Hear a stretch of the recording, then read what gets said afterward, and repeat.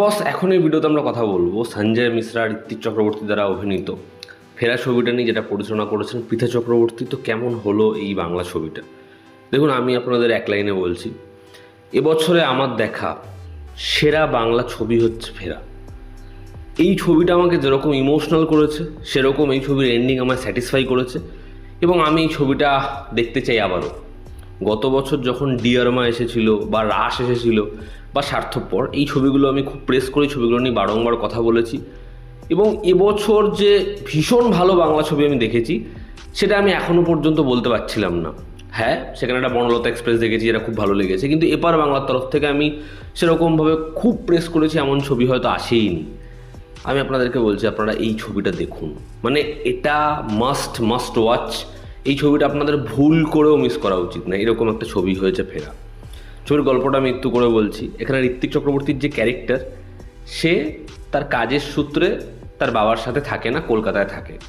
তার বাবার যে চরিত্র, যেটা প্লে করেছে এখানে সঞ্জয় মিশ্রা, সে একটি কুকুর নিয়ে তার পুরনো বাড়িতে থাকে, এবং তার বাড়িটার অবস্থা খুব খারাপ। সে চায় ছেলে বাড়িটা সারিয়ে দিক। ছেলে চায় বাবা এখানে তার সাথে এসে থাকুক, এবং ছেলে একটা ফ্ল্যাট কিনে শিফট হোক। এবার বাবা এবং ছেলে এই দুজনের কার চাওয়াটা আলটিমেটলি পূরণ হবে, এবং দুজনের সম্পর্কের মধ্যে যেটা দূরত্ব তৈরি হচ্ছে সেটা কি বুঝবে, এই নিয়েই হচ্ছে এই ছবিটা। এবং বাবা ছেলের এরকম বন্ডিং, এরকম ছবিটা শেষ ভাগে পৌঁছে যায়, যে স্টেটমেন্টটা রাখে।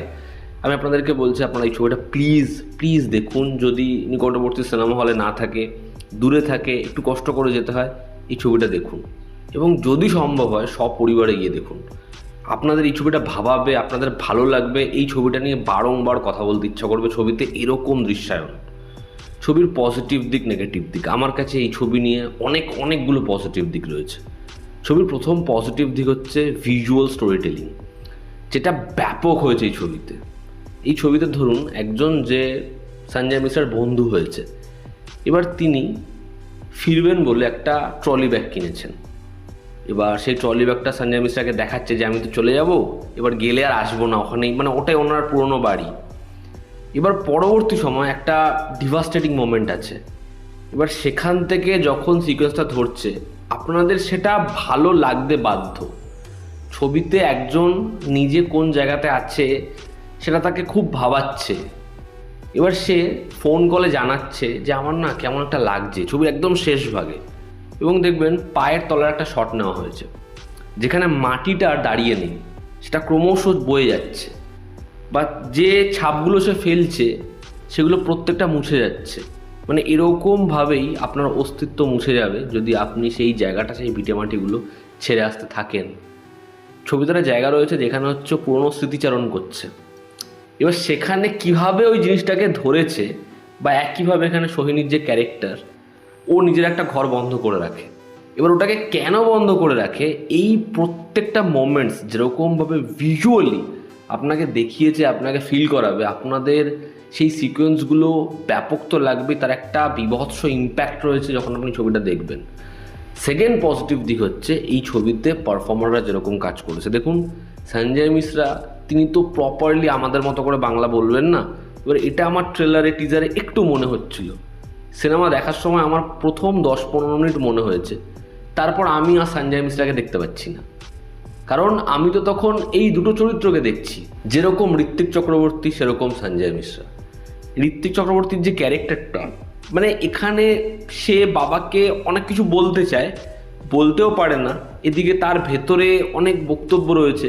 সে নিজের যে এক্স গার্লফ্রেন্ড, তাকেও অনেক কিছু বলতে চায়, বলতে পারে না। নিজের যে কলিগস, সেখানেও অনেক কিছু বলতে চায়, বলতে পারে না। এবার হয় না অনেকে যারা ভেতরে অনেক কিছু চেপে রাখে, এবার কোথাও একটা গিয়ে সেটা বাড়তে আসলে ওটাতেই অভ্যস্ত হয়ে পড়ি, যে না ঠিক আছে, আর বলে কিছু হবে না। এবার এই ক্যারেক্টারটাকে যেরকমভাবে লেখা হয়েছে, যেরকম তার হ্যাবিটস, যেরকম তার ম্যানারিজম, যেরকম জিনিসপত্র সে করে, আপনার সেগুলো দেখলে মনে হবে যে কীভাবে ঋত্বিক চক্রবর্তী এগুলো করে। মানে এতটা ন্যাচারাল এরকম জিনিসপত্র, আমি ঋত্বিক দার থেকে এরকম ধরনের ক্যারেক্টার চাই, এরকম ধরনের পারফরমেন্স চাই অ্যাটলিস্ট বছরে দুটো। মানে টেরিফিক, আপনার মন জয় করবে আবারও ঋত্বিক চক্রবর্তী। সঞ্জয় মিশ্রা। আমি যেটা বললাম যে ওটা প্রথম 10 মিনিটে আমার মনে হচ্ছিল যে যদি জিনিসটা অন্য কাউকে ডাবিং হতো বা প্রপারলি বাংলা হতো, আপনার তারপর আর মনে হবে না। একটা জায়গা রয়েছে, ঋত্বিক চক্রবর্তী ভাতটা গালছে, সেখানে সঞ্জয় মিশ্রা এসে ভিডিও কল করে দেখাচ্ছে।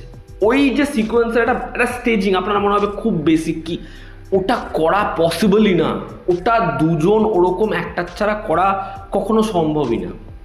সে খাটের মধ্যে শুয়ে নিজের পাটা দোলাচ্ছে। আপনার প্রত্যেকটা সিকোয়েন্স দেখলে মনে হবে যে এগুলো না আমি দেখি, এগুলো আমি করি, এগুলোই হয়। ছবিতে সঞ্জয় মিশ্রার অ্যাক্টিভিটিস এরকম। সে একটা জায়গাতে বলছে যে আমি দেখলাম কাল রাত অনেক রাত অবধি কাজ করছিল, হয়তো খুব চিন্তায় আছে। বিশেষ করুন এরকম ধরনেরই স্টেটমেন্ট, এরকম ধরনের অ্যাক্টিভিটিস করতে করতেই মানুষ বলে। এখানে সোহিনী বলি, এখানে সাপোর্টিং কাস্টে যারা যারা ছিল প্রত্যেকে, ছোট্ট চরিত্র ধরুন কেউ এসেছে, খুব অল্প সময়ের জন্য কেউ এসেছে, প্রত্যেকের কাজ, প্রদীপবাবু ভীষণ ভীষণ ভালো, ঠিক আছে, এত সুন্দর প্রত্যেকের পারফরমেন্স। কিন্তু একটা চরিত্র আপনার মনে থাকবে, মানে আমার সেই ক্যারেক্টারটার একটা ডায়লগ আমি ভুলবো না, সেটা হচ্ছে সুব্রত দত্ত। সে বলে আজকে তোদের মতো ছেলেরা যদি না থাকতো, আমাদের মতো ছেলেদের প্রয়োজন হতো না। সিনেমা হলে যখন আপনি ছবিটা বসে দেখবেন না, এই ডায়লগটা আপনাকে ভাবাবে, আপনাকে হিট করবে এই ডায়লগটা। এবং ক্যারেক্টারটা সুব্রত দত্তের আমার মনে হয় দুর্দান্তভাবে লেখা, দারুণ লেখা। মানে এরকম একটা ছেলে আপনার পাড়াতে থাকবেই থাকবেই।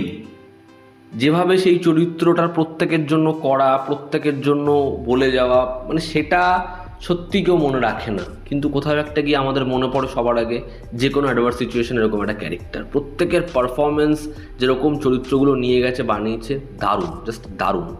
পরবর্তী পজিটিভ দিক হচ্ছে এই ছবিতে মোমেন্টস। ছবিতে জায়গা আছে যেখানে সঞ্জয় মিশ্রাকে ওরা রোজ বলে যে আমরা আলাদা করে ছাদে বা বারান্দায় একটা মিটিং করব, একটু যেতে হবে। এবার মিটিং মানে হচ্ছে খাওয়া।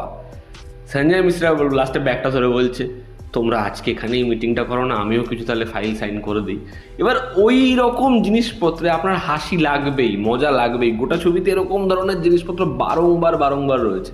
মানে সেখানে ধরুন একটা ফুটবল নিয়ে স্টেটমেন্ট রয়েছে যে যে কাপ নেবে হাতে বালতি নেবে, ঠিক আছে, এরকম ধরনের জিনিসপত্র।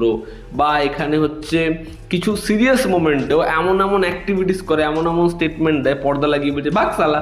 আপনাদের ওগুলো দেখতে ভালো লাগবে, মানুষের নেচার এটা। সিগারেট নিজে খাচ্ছে, সে চাইছে তাকে দিচ্ছে না, তার মুখ থেকে সিগারেটটা বার করে নিচ্ছে, কিন্তু প্রথম এমনভাবে অর্ডার দিল যেন তার জন্যই দিল। তো গোটা ছবিতে এরকম মোমেন্টসের ভীষণভাবে মানে কোলাজ রয়েছে ছবিতে, যেগুলো আপনাকে হাসাবে, আপনাকে কাঁদাবে, আপনাকে ইমোশনাল করে দেবে। এবং ছবিটা শেষ ভাগে যখন ওই পার্টিকুলার জায়গাটায় ও আবার ফিরে যাচ্ছে, ওই জায়গাটা না অদ্ভুত।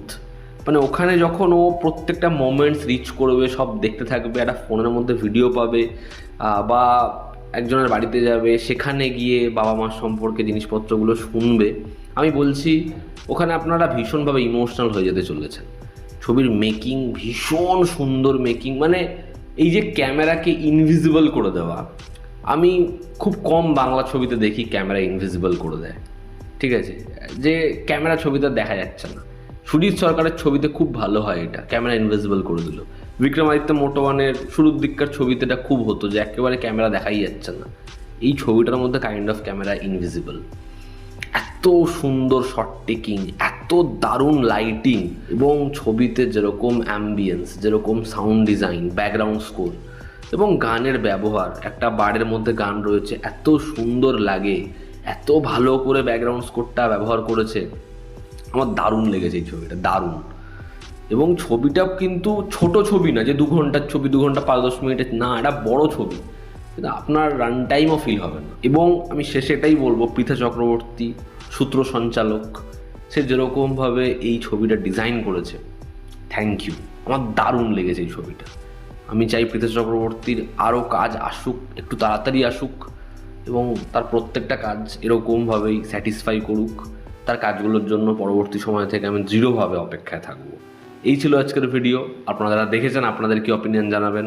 আমি আপনাদের রেকমেন্ড করছি আপনারা প্লিজ গিয়ে ফেরা দেখুন, ইটস আ মাস্ট ওয়াচ। আপনারা যারা দেখেছেন আপনাদের কি অপিনিয়ন জানাবেন। জনতা আমাদের পাশে আছে, আবার দেখা হচ্ছে, টেক কেয়ার।